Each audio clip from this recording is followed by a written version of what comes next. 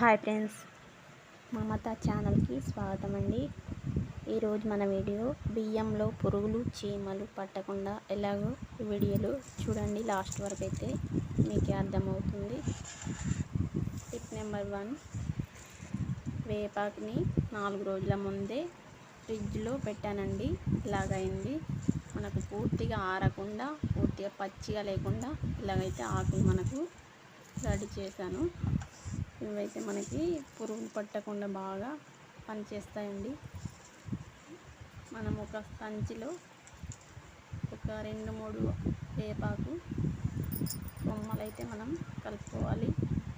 Tip number 2,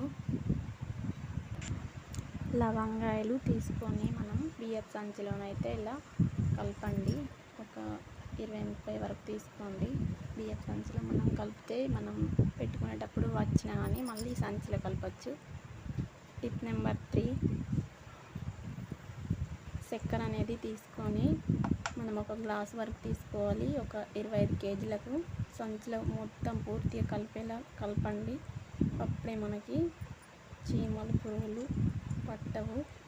ఒకవేళ చీమలు పట్టినా కానీ పురుగులను తినేస్తాయి. టిప్ నెంబర్ 4, బెల్లం అయితే తీసుకొని సంచి దగ్గర ఇలా పెట్టండి. పెడితే చీమలు అనేది బియ్యంలోకి పోతాయి కదా.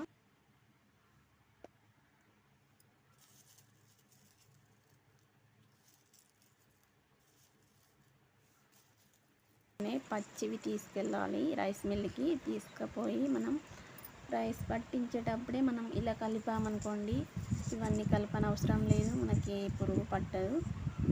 వేపాకులు అవి ఎండిపోయి ఉంటాయి కాబట్టి మనకి బాధ ఉండదు.